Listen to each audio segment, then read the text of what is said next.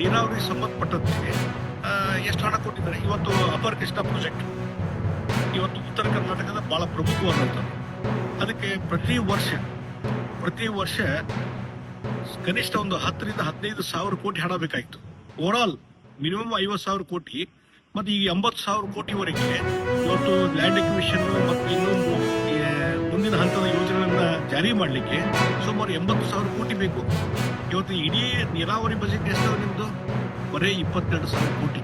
ಹೀಗಾಗಿ ನೀರಾವರಿಗೂ ಹಣ ಇಲ್ಲ. ಉತ್ತರ ಕರ್ನಾಟಕದ ಭಾಗದ ಯಾವುದೇ ಯೋಜನೆಗೂ ಸಹಿತ ಇವತ್ತು ಅನುದಾನ ಕೊಡಲಿಲ್ಲ. ಡಾಕ್ಟರ್ ನಂಜುಂಡಪ್ಪ ವರದಿ ಅದಕ್ಕೆ ಯಾವುದೇ ರೀತಿ ಗೌರವ ಮರ್ಯಾದೆ ಇಲ್ಲದಂತ ಪರಿಸ್ಥಿತಿ ಇವತ್ತು ನಿರ್ಮಾಣ ಮಾಡಿದರೆ ಉತ್ತರ ಕರ್ನಾಟಕಕ್ಕೂ ಟೂ ಮಚ್ ಅನ್ಯಾಯ ಮಾಡಿದರೆ ಮತ್ತು ಇಡೀ ರಾಜ್ಯಕ್ಕೆ ಸಹಿತ ಅನ್ಯಾಯ ಮಾಡುವಂತ ಕೆಲಸ ಮಾಡಿದರೆ. ಮತ್ತು ಇನ್ನೊಂದು ಬಹಳ ಈಗ ಅಬಕಾರಿ ಇಲಾಖೆ ಕಳೆದ ವರ್ಷ ನೀವು 37,000 ಕೋಟಿ ಟಾರ್ಗೆಟ್ ಇಟ್ಟಿದ್ರಿ. ಇವತ್ತು ಎಷ್ಟು ಇಟ್ಟಿದ್ರಿ? 40,000 ಕೋಟಿ. ಹೀಗಾಗಿ ಹಳ್ಳಿಯಲ್ಲಿ ಸದ್ಯಕ್ಕ ಓಣಿಗಳಲ್ಲಿ ಗಲ್ಲಿಗಳಲ್ಲಿ ಗಿಡೆಯಲ್ಲಿ ಸಹಿತ ಮತ್ತೆ ಮಾರಾಟ ನಡೀತಾ ಇದೆ. ಇದಕ್ಕೇನು ಕಾರಣ ಅಂತಂದ್ರೆ ಇವತ್ತು ಈ ಒಂದು ಮದ್ಯದ ಆದಾಯದಿಂದ ಇವತ್ತು ಬಜೆಟ್ ಅನ್ನ ಸ್ಟ್ರೆಂಥನ್ ಮಾಡುವಂತದ್ದು ಇದು ಮೂಲ ಉದ್ದೇಶ. ಅದರಿಂದಲೂ ಸಹಿತ ಇವತ್ತು ಜನತೆಗೆ ಅನ್ಯಾಯ ಮಾಡುವಂತ ಕೆಲಸ ಮಾಡ್ತಾ ಇದ್ರೆ ಇದು ಜನ ವಿರೋಧಿಯಾದಂತ ಬಜೆಟ್ ಮತ್ತು ಜನಸಾಮಾನ್ಯ ವಿರೋಧಿಯಾದಂಥದ್ದು. ಎಲ್ಲ ವರ್ಗದ ಜನರಿಗೆ, ಕೇವಲ ಮುಸಲ್ಮಾನರು ಬಿಟ್ಟರೆ ಎಲ್ಲ ವರ್ಗದ ಜನರಿಗೆ ಅನ್ಯಾಯ ಮಾಡುವಂತ ಒಂದು ಬಜೆಟ್ ಅಂತ ನಾನು ಸ್ಪಷ್ಟವಾಗಿ ಹೇಳ್ತೇನೆ. ಇವತ್ತಿನ್ನು ಬಜೆಟ್ ಮಂಡನೆ ಮಾಡಿದ್ದಾರೆ. ಬಹಳ ನಿರಾಶೆ ಆಗಿದೆ ಎಲ್ಲರಿಗೂ. ಮತ್ತು ನಾವು ಮೊದಲಿಂದ ಹೇಳಿದ್ವಿ, ಈ ಬಜೆಟ್ ಇಂದ ನಾವು ಇನ್ನೂ ನಿರೀಕ್ಷೆ ಮಾಡುವಂಥದ್ದು ಇಲ್ಲ ಅಂತ ಹೇಳ್ತಿದ್ದೆ. ಅದೇ ರೀತಿ ಇವತ್ತು ಅವರು ತಮ್ಮ ವೋಟ್ ಬ್ಯಾಂಕ್ ಗಟ್ಟಿ ಮಾಡಲಿಕ್ಕೆ ಏನೇನು ಪ್ರಯತ್ನ ಮಾಡಬೇಕು ಅದೆಲ್ಲ ಮಾಡ್ತಾ ಇದ್ದಾರೆ.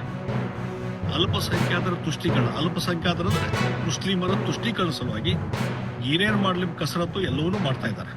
ಹೀಗಾಗಿ ಹಿಂದೂಗಳಿಗೆ ವಿರೋಧಿಯಾಗಿ ನಡ್ಕೋತಾ ಇದ್ದಾರೆ.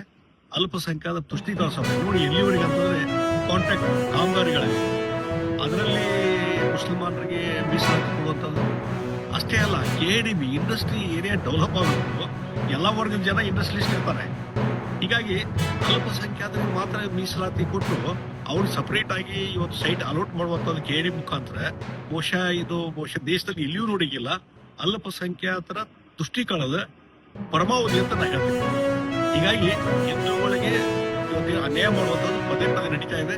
ಮತ್ತು ಬೇರೆ ಸ್ಕೀಮ್ಗಳಲ್ಲಿ ಸಹಿತ ಇವತ್ತು ಮುಸಲ್ಮಾನರಿಗೆ ಮೀಸಲಾತಿ ಕೊಡುವಂತ ಕೆಲಸ ಸಿದ್ದರಾಮಯ್ಯ ಮಾಡಿದ್ದಾರೆ. ಹೀಗಾಗಿ ಬಹುಶಃ ಮುಸಲ್ಮಾನರಿಗೆ ಪರವಾಗಿ ಇರುವಂತ ಒಂದು ಬಜೆಟ್ ಅಂತ ನಾನು ಇದನ್ನು ತಿಳ್ಕೊತಾ ಇದ್ದೇನೆ. ಮತ್ತು ಇದು ಇನ್ನೊಂದು